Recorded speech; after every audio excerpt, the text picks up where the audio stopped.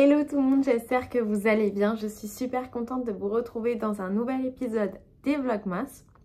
Aujourd'hui, pour moi, c'est le dernier réveil à Barcelone. Et je suis encore plus en forme que d'habitude, en tout cas que ces derniers jours, parce que j'ai dormi beaucoup plus longtemps que les jours passés. Donc ça fait du bien, je commence à me régénérer et tout. Mais le week-end n'arrive pas assez vite, selon moi. J'espère que vous dormez bien en ce moment et que vous avez le temps de tricoter sur vos cadeaux de Noël, parce que je sais qu'en général, quand on est dans le rush pour le tricot, on réduit un peu ses heures de sommeil. Donc quand même, prenez soin de vous. On va ouvrir les calendriers de l'Avent. On va ouvrir le Stitch & Bee en premier. Jour 5, mon chiffre préféré. Alors, ah non, j'avais dit que je l'ouvrais par en bas.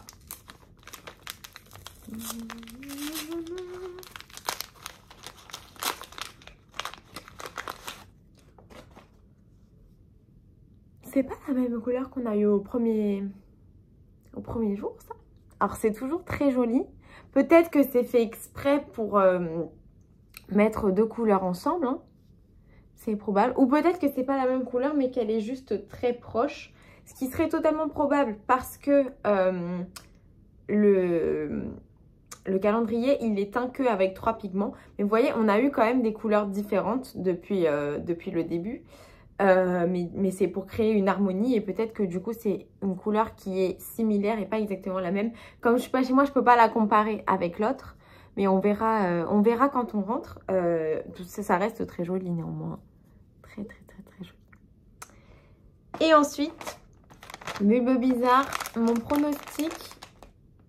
Ah bah là il y a écrit sock extra fine 20 grammes, Ato Halan. Voilà. Mon pronostic, 20 grammes, je pense, aujourd'hui. On va voir quelle couleur.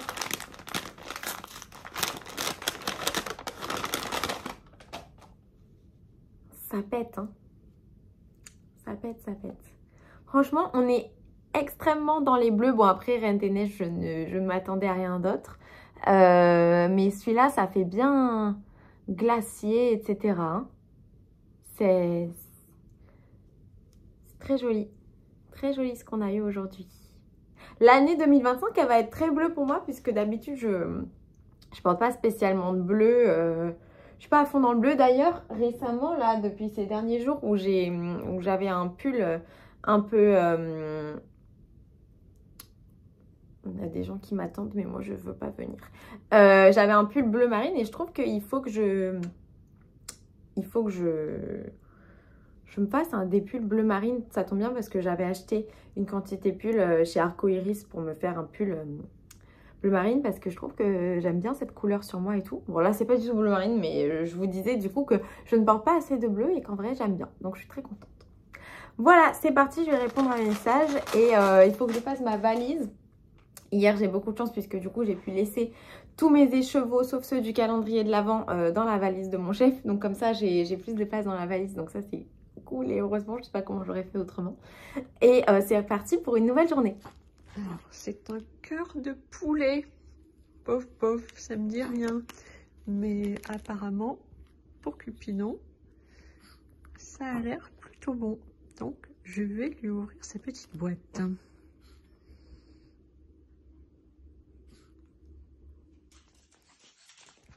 Voilà. Alors, je suis parvenue à ouvrir le paquet. Et voilà, Cupidon. Parce que je pense que pour aujourd'hui, ça suffira et j'en donnerai peut-être un au moment où je m'en vais. Je ne sais pas si ça lui plaît tant que ça finalement. On verra. Ou peut-être. Donc on est parti, dernier jour de conférence. Alors je m'accorde une petite pausette. Techniquement je suis rentrée à l'hôtel pour faire ma valise, mais je vais en profiter également pour discuter un petit peu avec vous. Pour info, je suis sur la pointe de ma chaussette. Et donc moi, les pointes, j'aime les faire de la manière suivante. C'est-à-dire en DPN, mais avec 4 au lieu de 5. J'en mets une seule sur le haut, genre la partie que quand on a les pieds à plat sur le sol, on voit. et 2 sur la partie sous le pied. Parce que les DPN, parfois j'ai un peu, ça me fait légèrement des échelles à la jonction. Donc je préfère que si j'ai des échelles, elles soient sur les côtés du pied et en dessous. En général, j'arrive à échapper aux échelles, mais c'est vrai que comme je tricote vachement, genre en marchant ou je commence, je fais 2 mailles, après j'arrête parce que je suis dans la voiture, des trucs comme ça, pour m'assurer que je n'ai pas d'échelle, je fais cette méthode-là. Et aussi, ça me permet, en fait, je trouve que c'est plus rapide de savoir exactement où j'en suis pour faire les diminutions bien placées. Alors que si on en a 4, on pourrait se tromper et commencer à faire des diminutions genre au milieu du pied au lieu de faire sur les côtés. Du coup, quand on a que 3 aiguilles sur le projet et la 4e qui tourne, ça permet de plus facilement, selon moi, se repérer. On peut aussi mettre des marqueurs sur les côtés pour savoir les côtés où on fait les marqueurs là qui s'ouvrent et qui se ferment. Pour savoir où est-ce qu'on en est sur sa chaussette, mais j'en ai pas toujours sur moi, etc. Bref, je trouve que cette méthode est cool. C'est rien de révolutionnaire non plus, hein. Alors, je réponds un petit peu à vos questions. Karine Guiraud, bonjour Éléonore, pourquoi tu t'infliges de ne plus t'acheter de la laine car tu tricotes beaucoup, c'est ton gros plaisir? Oui, alors je tricote beaucoup et c'est mon gros plaisir effectivement, mais là je pense que j'ai assez de laine chez moi pour tenir plusieurs sièges avant de ne plus avoir de laine. Il faut savoir que moi j'étais une tricoteuse avant le confinement. Et que du coup, j'ai vécu la période où on était donc... moi, je n'ai pas travaillé, j'étais au chômage partiel pendant le confinement. Et donc, j'avais beaucoup de temps pour tricoter. J'avais pas de stage de laine à l'époque. J'achetais des kits tout le temps sur We Are Knitters. J'ai vécu la période où mes kits, les kits suivants n'arrivaient pas. Et du coup, je devais utiliser genre mes petits restes de laine pour faire des projets un peu random pour avoir de quoi tricoter. Depuis cette période-là, ça a vachement influencé le fait que j'ai genre un stage et un stage conséquent et comme ma grand-mère, j'ai toujours peur de manquer maintenant. Ma grand-mère, elle a vécu genre la guerre et tout. Moi, j'ai juste vécu le confinement. Mais ma grand-mère, quand je dis elle a peur de manquer, c'est plutôt genre des trucs de cuisine, etc. Moi, c'est que de la laine. Mais du coup, voilà. Et en fait, je ne me refuse rien. Donc, dès que j'ai envie d'acheter, j'achète et tout. Mais ce que je m'inflige ça, entre guillemets, enfin, moi, je pense que ça va... Déjà, j'adore faire des challenges. Genre, c'est vraiment mon énorme plaisir, c'est de faire des challenges et tout. Et donc, je pense que ça va être un gros challenge pour moi de ne pas acheter. Donc, j'ai envie de voir si je vais y arriver ou pas. Et aussi parce que j'ai plein de projets qui sont, j'ai la laine, j'ai le patron, je sais exactement ce que je veux faire et que je ne les fais jamais parce que je mets d'autres trucs avant, genre je fais d'autres trucs avant. Et du coup, ce sera l'occasion de, voilà, de faire enfin ces projets que j'ai prévus depuis très longtemps. Et aussi de faire du renouveau dans le stash, voilà. Et puis, je trouve que justement, pendant le confinement, ça avait grave sparké ma créativité. Le fait de ne pas avoir toute la laine que je voulais à disposition et tout. Pour faire des projets auxquels j'aurais pas forcément pensé. Mais qui du coup sont des super bonnes idées. En fait, la laine dans mon stash, j'ai énormément de restes. Et ce serait bien voilà, que je puisse les caser dans des projets et tout. Donc tout ça pour dire que je le vois pas du tout comme une contrainte pour l'instant. Je pense que ça peut être un super chouette challenge. J'ai lu dans un autre commentaire qu'il y avait beaucoup de personnes qui allaient faire le no-buy en 2025. Je savais pas, je savais pas, mais donc du coup on doit être un peu connecté sur un plan psychique. Mais en tout cas voilà, c'est très cool. Après si je meurs d'envie, si je me gratte jusqu'au sang parce que j'ai envie d'acheter la laine, je vais pas m'en empêcher non plus. Mais je pense que ce sera cool. Donc on verra si j'arrive à le faire ou pas. Je trouve que tu es toujours de bonne humeur. Comment fais-tu ? Déjà j'ai pas trop de mérite en fait, il se passe rien dans ma vie qui pourrait me mettre de mauvaise humeur. Pour commencer, il faut être honnête. Voilà, je dors beaucoup, je pense que ça aide. Je mange énormément de sucre, je pense que ça aide aussi. Tous les jours te retrouver me donne de la joie pour la journée. Bon retour sur Paris et à bientôt. Ah oui, un autre truc sur la bonne humeur, je pense que c'est un peu les personnalités. Genre moi j'ai une personnalité où je suis extrêmement optimiste et je suis plutôt une personne de bonne humeur de nature, quoi. Je sais pas si... Je sais qu'on n'est pas tous comme ça. J'ai pas trop de mal à trouver le positif dans n'importe quelle situation. Mais c'est pas vraiment... j'ai pas fait un exercice spécial pour y arriver. C'est juste la personne que je suis de manière quotidienne, quoi. Bon retour sur Paris. À bientôt. Merci beaucoup, beaucoup. Je te fais d'énormes bisous, Karine. Chloé Bachet, coucou, petite question. Peux-tu nous donner ton top 5 ou top 3 des boutiques en ligne où tu commandes le plus et le plus souvent, s'il te plaît? Alors, déjà, je pense que la boutique en ligne, donc je suppose qu'on parle de laine, hein, où je commande le plus, c'est Arco Iris Yarn. Parce qu'en fait, tous les 2 mois, je commande le club. Et on va dire 2 fois sur 3, j'ai pas envie de payer les frais de port. Du coup, il faut que j'atteigne un minimum de commande de 150 €. Et du coup, je commande le club plus d'autres trucs pour arriver aux 150 €. Des trucs que je veux, hein, mais que j'aurais pas forcément commandé à ce moment-là sinon. Et puis après, elle avait fait toute une collection Grave Yarn cette année. Donc, j'ai quasiment tout commandé parce que j'étais à fond sur les vampires. Enfin, je pense que vraiment, c'est la boutique sur laquelle je commande le plus. Après, en termes de mercerie, pour trouver l'objet dont j'ai besoin et tout, j'ai pas trop une mercerie de prédilection en commande en ligne. En gros, je cherche sur Google ce que je veux et je l'achète sur les premiers résultats. J'essaye de favoriser des sites de mercerie française. J'aime bien, on va dire, Lily comme tout. C'est peut-être celui qui me vient en premier à l'esprit. Mais au final, je ne sais pas si je commande tant de la laine que ça en ligne. Parce que surtout maintenant que je fais pas mal d'événements laineux, du coup, foncièrement, je commande moins en ligne. Donc, je dirais, ouais, peut-être ces deux-là. Après, j'essaye de voir si je ne suis pas en train d'en oublier. Récemment, j'ai passé une commande chez Woolbags. Cette année, j'ai aussi commandé à 2 reprises chez Bulbe Bizarre. Et tous ces sites-là, je trouve que c'est très bien, c'est très pratique de commander. Il y a le Chat qui tricote aussi. En fait, les merceries physiques, elles vendent aussi en ligne. Le Chat qui tricote, leur site, il est super bien. J'ai déjà commandé, mais en général, je fais retrait. En fait, je commande pas tant que ça en ligne. J'ai horreur des frais de port. Je comprends qu'il y en ait, mais j'aime pas les payer. Du coup, en général, je fais retrait au Chat qui tricote. Je fais retrait sur place et j'envoie à quelqu'un de ma famille. Mais voilà, sur un fil à Orsay, ils font boutique en ligne aussi. Enfin, voilà. J'ai pas... Je pense, celle où j'ai commandé le plus ces dernières années...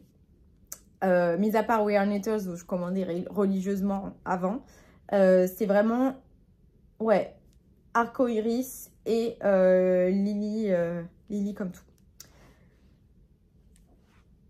Je t'embrasse très fort, Chloé. Je regarde un peu l'heure, mais ça va. Marie, coucou Hélé, je rattrape tes vidéos pendant que je suis en télétravail. Nous avons eu un bug informatique général de 2 heures hier matin, donc j'ai pu beaucoup tricoter. Trop bien. Trop cool les bugs quand je suis en télétravail. Bah ouais, tu m'étonnes.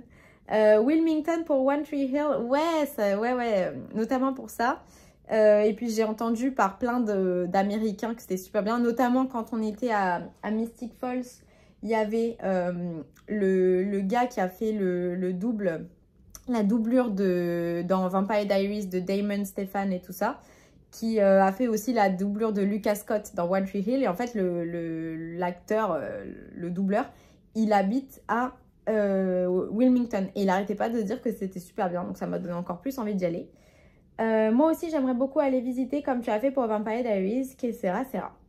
On se fera un événement tricot en janvier. Je te tiendrai au courant. Ok, super. Pour la Laponie, c'est pareil.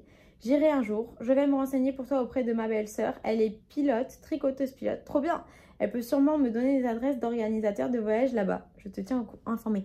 Ouais, en fait, je pense que des organisateurs de voyage, j'en ai trouvé plein. Sauf que... il faut que je le dise d'une manière où je passe pas pour une personne complètement déconnectée de la réalité. Parce que je sais que parfois ça arrive, je travaille dessus. Je voulais un voyage luxueux. Je voulais pas être avec des groupes d'autres personnes. Et je voulais bien évidemment y aller avec mon chien. Donc, à un moment, j'explique un peu mon voyage à des organisateurs de voyages luxueux qu'on a déjà pris. Donc, on les connaît, enfin, on sait qu'ils sont bien et tout. Donc, je leur dis, voilà, je serai avec mon chien et tout. Et ils me disent, ah, mais on n'est pas trop sûr que votre chien sera accepté dans tous les cars. Il faudra peut-être attendre le car suivant. Genre, si on nous refuse dans le car avec le chien, il faudrait attendre le car suivant. Alors déjà, moi, on me parle de car en Laponie. Je n'ai pas du tout envie d'attendre le car sous la neige. Enfin, je voulais genre un chauffeur qui nous emmenait en espèce de 4x4 ou motoneige ou j'en sais rien, faire les excursions, pas un car avec d'autres gens. Enfin, j'ai fait plein de voyages en car et tout, mais là, pour ce voyage-là, j'avais pas envie de faire ça.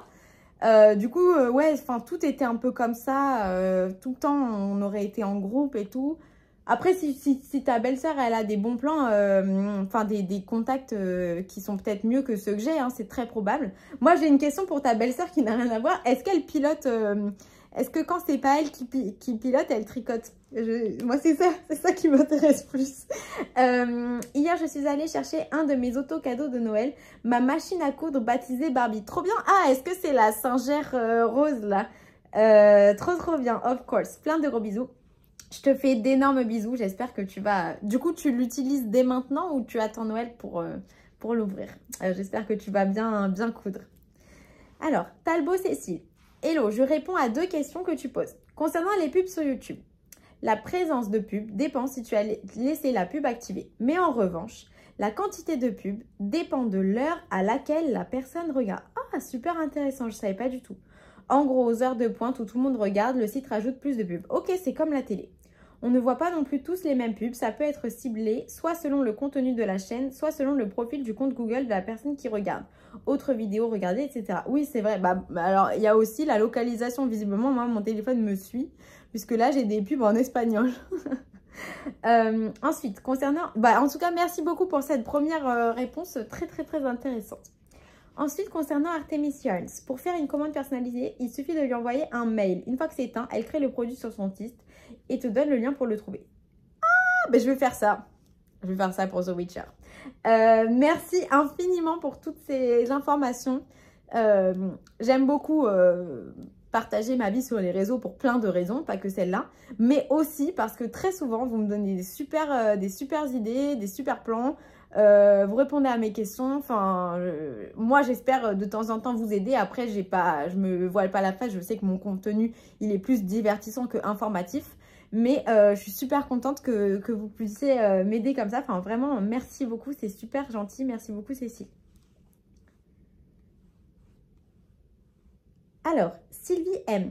Coucou Éléonore, j'avais une question. Étant donné ton activité intense du tricot, je ne t'ai jamais entendu dans tes vidéos nous parler de douleur. Comment fais-tu? Alors, je ne vous en ai jamais parlé car je n'en ai pas. Je tricote, je sais tricoter depuis l'âge, enfin je ne me rappelle plus, mais on va dire entre 6 et 8 ans. Je tricote des projets, alors vraiment de manière, genre je tricote on va dire depuis que je suis à peu près au collège. Et je tricote de manière intensive depuis, je sais pas, au moins 6-7 ans quoi. Je tricote vraiment tous les jours, peut-être un peu moins, je sais pas. Et j'ai pas du tout de douleur. J'en profite hein, parce que ça risque d'arriver plus tard dans ma carrière de tricot. Mais c'est vrai que pour l'instant, j'ai absolument pas de douleur. Donc, j'ai pas trop de conseils à vous donner. J'ai une forte résistance de manière générale à la douleur. Donc, peut-être qu'en fait, il y a des personnes qui, dans le même corps que moi, ils auraient des douleurs, mais parce qu'ils ont une plus faible résistance que la mienne. Voilà. Finalement, malgré mon apparence, je ne suis pas très chochotte. Mais en fait, là pour l'instant, je ne ressens rien. Donc, j'ai pas de méthode sur comment faire pour ne rien ressentir. Mis à part vous dire de ne rien ressentir, ce qui n'est pas vraiment un conseil. J'adore te suivre. Tu as un rayon de soleil dans nos vies. Trop mignon. Tu es tout le temps joyeuse et on sent à quel point tu es épanouie. C'est vrai. Mais merci. Et je vous le souhaite aussi. Hâte de suivre tes aventures. Je l'espère pour longtemps encore. Moi aussi, j'espère continuer longtemps cette aventure. J'espère que j'aurai un jour la chance de te croiser dans le sud. Oui, moi aussi. Oh là là. Il faudrait que j'organise quelque chose un jour. Mais enfin, vraiment, J'adorerais. Un grand merci pour le bonheur que tu nous apportes. Je te fais d'énormes bisous. Moher et Phil, hello Eleonore. Avec ma mère, on adore trop tes vlogmas, tu nous fais bien rire. Merci. J'avais une petite question, sans rapport avec le tricot, mais ton tatouage sur le poignet droit, est-ce que ça représente les vitesses du levier dans une voiture? Oui, c'est ça. Avec mon chiffre porte-bonheur, juste ici. Voilà. C'est exactement c'est ça que ça représente. Hâte de te retrouver demain. Gros bisous de Moher et Phil. Je vous fais des gros bisous du coup à ta maman et toi. Joël Ringeval. Tu tricotes que des pulls? Non, pardon. Tu tricotes-tu des pulls ou accessoires noirs? Ça m'est arrivé. Au début, quand je tricotais des pulls, alors justement quand j'étais au collège, j'avais tricoté 3 pulls noirs. C'était genre mes premiers pulls, 3 pulls noirs et un pull sans manches au crochet noir. Mais depuis, plus trop, plus tant que ça. Mais ça pourrait me reprendre, hein. C'est juste que je porte pas tant de noir que ça. Je sais pas si le noir est vraiment ma couleur. Du coup, actuellement non, mais ça pourrait revenir tout à fait. Bon, j'apprends quelques mots en anglais, je suis désolée, je suis vieille. Mais non. Question bête, il fait froid. Non, non, à Barcelone, franchement, il fait pas froid. Là, je sors, là, je suis habillée comme j'étais dehors, débardeur, veste. Il fait pas froid. Moi, j'aime bien Emma et Lilo et Stitch. Et toi? Ah ouais, là, Emma, c'est genre le premier vidéo de tricot que je regardais. Avant même, je pensais que c'était la seule personne que qui faisait ce genre de vidéo là. Trop bien ces vidéos. Je te fais des gros bisous, Joël. Marie Chambran, coucou Éléonore, j'ai découvert la chaîne Fil de Nuages depuis peu et j'essaye de me mettre au tricot. Ce qui n'est pas si facile, mais je persévère. Je te souhaite beaucoup de courage. Je me demandais depuis combien de temps tricotes-tu? Bah du coup, j'ai déjà répondu, mais voilà, je pense que ça fait peut-être 15 ans, même plus, peut-être quasiment 18 ans que je tricote. Que je sais tricoter et que je tricote genre vraiment régulièrement et tout, ça fait à peu près 10 ans. As-tu des conseils pour une débutante comme moi? Bah, mes conseils, ce serait vraiment d'avoir quelqu'un qui t'aide. Je trouve que c'est super bien. Alors, si tu peux passer du temps avec quelqu'un qui tricote déjà pour qu'elle te montre comment on fait, c'est quand même hyper bien. Moi, c'est ce que je fais avec les personnes à qui j'apprends à tricoter dans mon entourage. Et sinon, les cours dans les merceries, etc. Ou même juste aller dans une mercerie et demander un peu d'aide. En général, les mercières, si tu vas en période un peu creuse, elles sont toujours heureuses de pouvoir te renseigner. Donc voilà, ce serait mon conseil. Tu as peut-être fait une vidéo sur le sujet, je n'ai pas encore rattrapé jusqu'à cette vidéo, désolée d'avance. Non, mais pas de souci. Je n'ai pas fait une vidéo spécialement sur mes conseils pour débuter. Qu'est-ce que... Là, j'ai pas un petit conseil qui me vient. Je dirais plutôt commencer par des projets qui sont pas très longs. Genre plutôt faire un bonnet ou un snood que carrément un pull, juste pour que tu sois pas découragé. Après, si tu as ultra envie de faire un pull et que tu vas être ultra motivé jusqu'à temps que tu y arrives, ça dépend vraiment de ta personnalité. Tu peux tout à fait, enfin je te décourage pas de faire un pull pour ton premier projet, mais c'est vrai que moi quand j'apprends à des personnes à faire des projets, on commence soft quoi. Et sinon franchement, il y a les tutos sur YouTube, il y en a plein et c'est une super ressource gratuite pour se mettre au tricot. Et peut-être utiliser de la laine et des aiguilles un peu plus épaisses pour que ça avance plus vite. Pour que quand tu prends le coup, etc., si tu es à défaire, tu ne sois pas dégoûté de défaire genre des heures et des heures de tricot. Comme pour tout, ça dépend de ta personnalité. Si ça ne te dérange pas de recommencer 10 000 fois un truc et de passer très longtemps, si tu es très persévérance, je sais pas. Mais voilà, ce serait un petit peu mes conseils. En tout cas, j'adore suivre les vlogmas et suivre tes beaux projets. Écoute, je te souhaite d'avoir autant de bonheur avec le tricot que ça me procure moi, parce que c'est vraiment un truc génial qu'on peut ajouter dans sa vie. Et voilà, je te souhaite de bien réussir tes projets et de trouver les méthodes qui te conviennent. Je te fais des gros bisous. Alors, Joël Ringeval, coucou, ta laine vert noir est très très belle.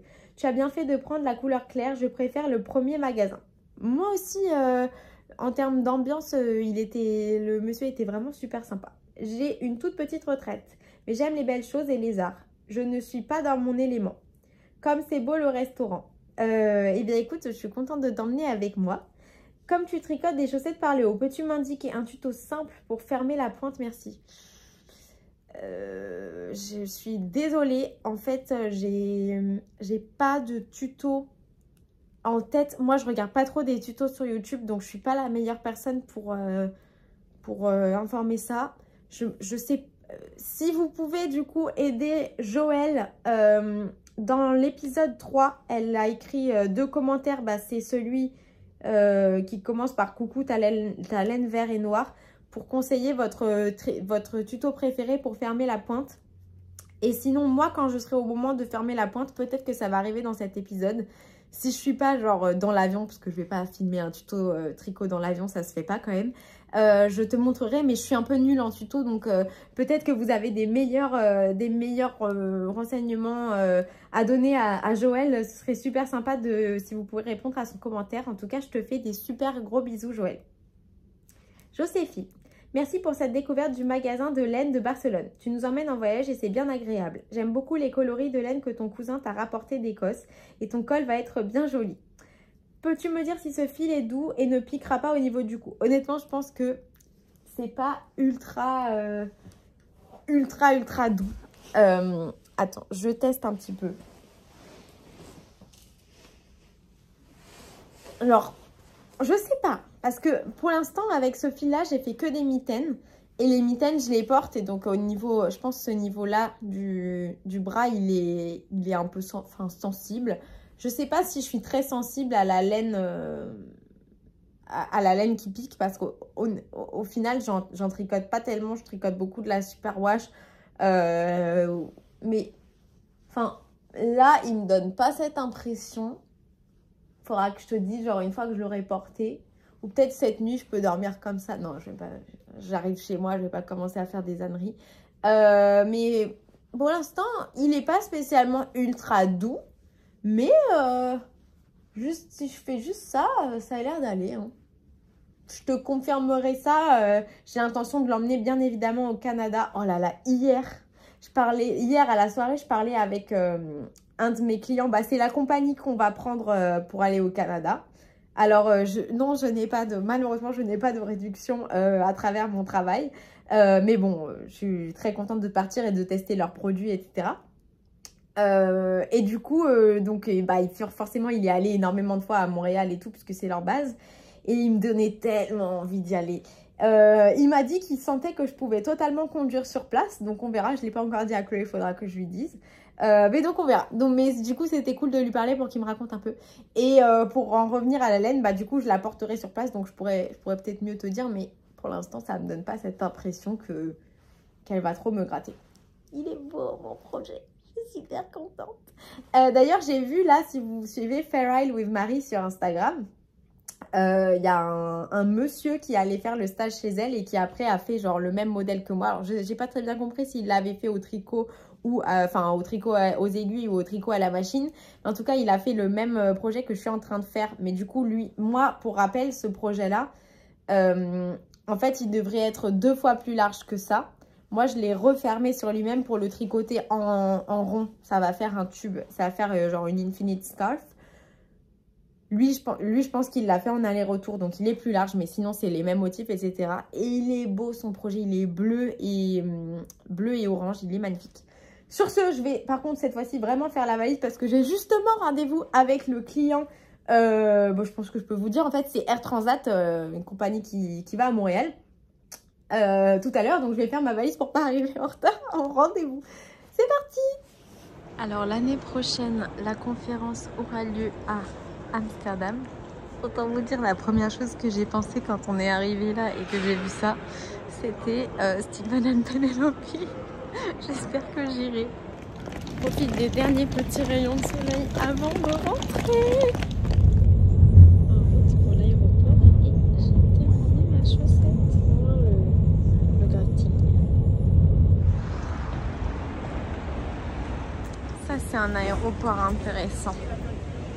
Voilà. Un aéroport terriblement intéressant. Je suis au Starbucks. Désolée, il va y avoir pas mal de bruit. Mes collègues qui sont partis faire un peu de shopping, mais moi clairement je ne pouvais plus faire de shopping, surtout dans les aéroports.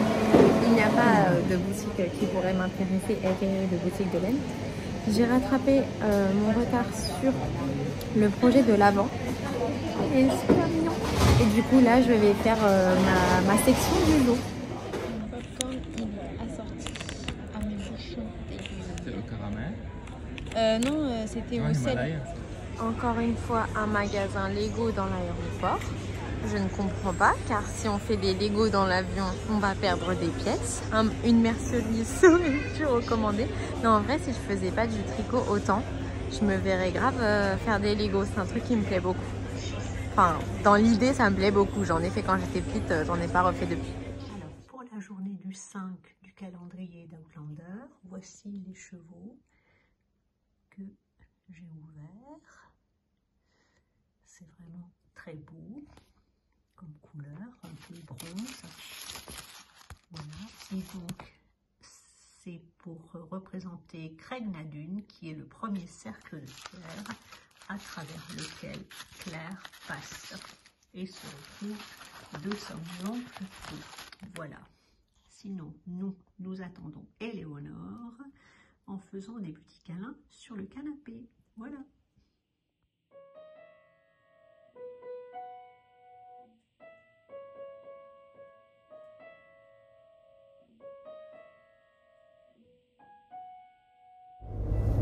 En route pour rentrer chez moi, c'est trop bien. J'ai le même feeling à l'intérieur de moi que genre The Cars Outside by James Arthur. Mais bref,